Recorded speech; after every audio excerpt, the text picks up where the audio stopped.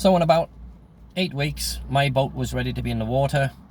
There was a local guy selling two 165 Yamaha engines with cotter pins and with propellers and everything. The only thing that was missing was radio and a canopy, and David sussed that for me. I ended up paying about another 1,000 Belize for that. I had a bit of money saved by this time, plus tips from the divers and everything. So I was able to buy my engines, which was $3,000 for both the engines, perfect working engines, and canopy. And I also got myself a marine radio, a second-hand marine radio from Carlos, the dive master. I bought the canopy from Carlos as well. He'd had a boat, and he had basically just given up scuba diving. He just wanted to be a boat driver. He made just as much money doing that as he did scuba diving, and he didn't have to deal with shitty people. So I bought that from Carlos, and my boat, I called it Paddy's Pirates. Painted white. It had a green shamrock. It had the Union Jack on it, and it had Paddy's Pirates painted in red, white and blue. It was really, really good. And so now we had two boats, and we were able to take more divers. So Gary kept Tamara out of the shop, as she would come down every now and then, and when she wasn't drunk and fucking obnoxious, she'd try to be polite. I was polite because of Gary and Dave, and not to bring any shit on the dive centre. So Richie started working for Dave again full time. His little baby girl was born, absolutely gorgeous little girl called Maya. So she was born. Richie came back. Gary had started to basically teach full time. Didn't really scuba dive very much, but started to teach full time.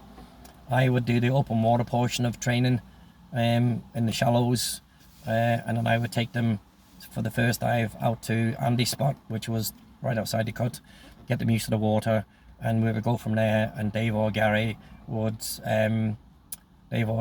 basically sign off on their certificates and stuff. So everything was running well. It was a great big oiled wheel with lots of smaller cogs. I started to run Dave's business.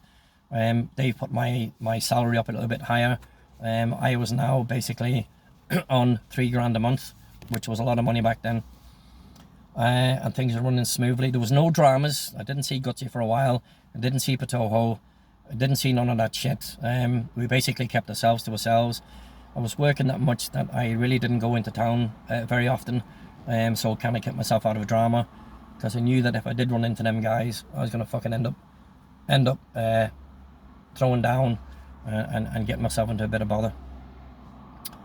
So another few weeks sped by, and I brought Jenny over, and it was absolutely great to see Jenny. I did love her. She was the mother of my boy Connor. Connor didn't come because he was still only young, and it was going to be almost a two days to get to Belize. And for Jenny, it was only tiny. It would have been a lot of bother for her.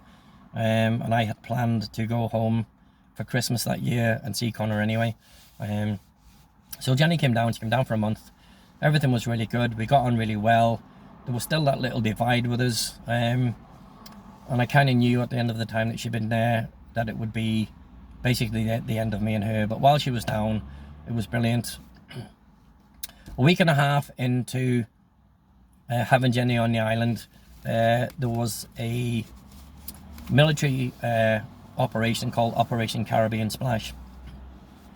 And it was a bunch of TA units. There was TA 21 SAS, 23 SAS, TA Green Jackets, Green Howards, Para, Marines, all these different TA units that come down to Belize to scuba dive. And they called it Operation Caribbean Splash. And because Dave was well known, we had lots of Para guys and TA, the TA SAS units came and dove with Dave. So we were flat out. They brought their own tanks, they brought their own fuel, so they brought basically everything with them that was dropped off by chopper, and so they used their fuel for our boats, and it didn't cost us anything to run. We made a lot of cash from these guys. Some of them were quite fucking assholes. I met a guy that was with the Paras at the time. He was a sergeant major of 3 Para, a guy called Jim Davison, and he was a really nice guy, and I had a spare room at the house, and he came and he stayed with me. I got myself a little apartment just before Jenny came over, so he came and he stayed with me, and him and I became really, really good friends. So one night, me and Jim and Jenny were heading into town to go down to Fido's courtyard, and as we were walking into town, Jenny got a slap on the ass, and it was Gutsy on the golf cart with Iguana Jack, and they'd stopped outside the post office, and Jenny jumped, and it was quite a hard slap, and Jenny's only tiny. Jenny was about 4'2", a tiny wee thing, and she just froze solid, you know what I mean? And this fucking Gutsy guy started laughing, and he basically said on his way past, he says, "I'm gonna fuck her and I'm gonna beat you." And that's what he said. And Jim looked at me, and Jim is a big dude, Jim is 3-para guy, and Jim looked at me and he goes, "Did you fucking hear what he said?" And I says, "Right." So Iguana Jack stopped outside the post office, and it was opposite the police station. And so he parked in, and I went over, and I looked at Jack, and Jack just looked at me, and I says, "What the fuck did you say, you fat cunt?" He goes, "You fuck, I'm gonna fuck your wife and I'm gonna beat you." And I punched this fucking Gutsy guy in the teeth as hard as I could, and I hit him so hard his head shot back on the seat, and he bolted forward. And as he fell forward, I grabbed him by the hair and I pulled him off the golf cart. And Jack's fucking eyes went wide, and he didn't know what to say. And I fucking battered Gutsy. I beat him like a punch bag for what he did to Jenny. And I beat this guy into the ground, and he got up, and as he got up, I punched him again, and he fell back, and he nearly hit his head on a steel trash can. And if it had hit his head on the steel trash can, I'm pretty sure it would have killed him. And he fell between the lamppost and this trash can, and he lay there, and he was out cold. And I turned on Jack, and all Jack says to me was, "Fucking hell," he goes, "that was really good." And I looked at him, and I says, "You fucking scumbag," something along these words. "You fucking saw what that guy did. That guy fucking beat my fucking wife on her ass, told he was gonna fuck her and beat me, and you drove on, you've done nothing about it." And he's like, "Well, you know, it's only words." I said, "That's assault. You fucking assaulted her. That's sexual assault. You fucking hit her on the ass." You know, by this time there was a big crowd. And Jim says, "I fucking heard that." And Jack was sitting there, and he goes, "Oh, I'll take a statement in a minute." So the whole fucking half the town had gathered there, and they watched me fucking smash this Gutsy guy, and people were fucking clapping. They were clapping their hands and stuff and fucking cheering, and I was ready to dance in this guy's. If no one had been around, I would have danced in this guy's windpipe, and I would have put him out of his misery. I was so fucking angry. And Jenny was shaking. She was standing there, she was shaking, you know, and she didn't know what to do. And then all of a sudden the inspector appeared. So whether somebody went to get him, or he saw the commotion, because it was only 30 or 40 feet away from the police station, which was only a tiny place, the inspector came over. And he'd already known that there was a drama with me and Gutsy. So he asked me what happened, and I told him what happened, and everybody in that crowd had basically said what I said was right. Jim had told the inspector what Gutsy did on the way past, and he said to Jack, "Why didn't you do something? Why did you not do something? Why did you not arrest this man?"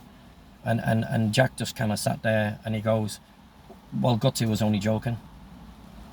And the guy went off at Jack anyway, and I just said to Jack, "I'll be seeing you later." So anyway, me and Jenny, Jim, and Gutsy went over to the police station. Gutsy was escorted by two of the young guys who I was teaching judo to.